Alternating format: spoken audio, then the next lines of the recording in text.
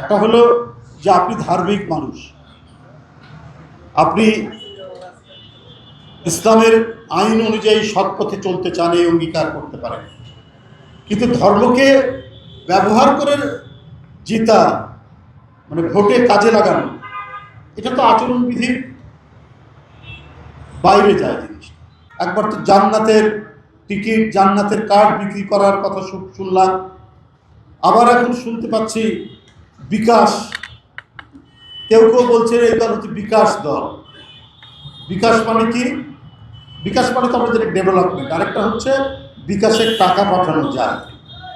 পত্রপত্রিকায় অনেকে আর্টিকেল লিখছেন এ ব্যাপারে, যে একটি রাজনৈতিক দল বিভিন্ন জায়গায় কথা বলে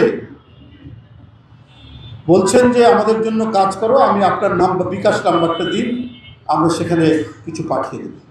এটা আমার কথা না, আমি পত্রিকায় পড়েছি। তো এটা কি ভাই নির্বাচন আচরণবিধির কার মধ্যে পড়ে? টাকা দিয়ে ভোট কেনা, এবং এটা আপনি দেখবেন মানুষের মুখে মুখে এই কথাটি, বিভিন্ন জায়গা থেকে আমরা এটা সংবাদ পাচ্ছি। আমাদের নির্বাচনী আচরণবিধির মধ্যেই রয়েছে যে ধর্মের বিষয়ে, অন্যান্য বিষয়ে এবং সেটাকে ব্যবহার করার ব্যাপারে যেন না হয়, এটা যদি করা হয় তাহলে আচরণবিধির ব্যতিক্রম। কিন্তু যেভাবে আমরা দুই একটি রাজনৈতিক দলের মধ্যে, বিশেষ করে একটি রাজনৈতিক দলের মধ্যে এটাকে, একটা হলো যে আপনি ধার্মিক মানুষ, আপনি ইসলামের আইন অনুযায়ী সৎ পথে চলতে চান, এই অঙ্গীকার করতে পারেন।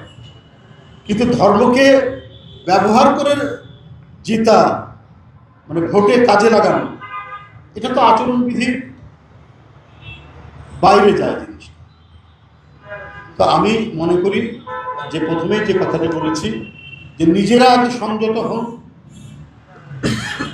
কিভাবে কোথায় কি কথা বলছেন বা কি কাজ করছেন, বিকাশ কাকে কাকে পাঠাচ্ছেন, বিকাশের টাকা, এগুলো কিন্তু অজানা থাকছে না। আমরা অনেক জনসংখ্যার দেশ, কিন্তু দেশটা আয়তনে তো বেশি বড় না, জনসংখ্যার দিক থেকে আমরা বেশ বড় শক্তিশালী দেশ। তো আমরা একে অপরের প্রত্যেকেরই খোঁজ খবর রাখি।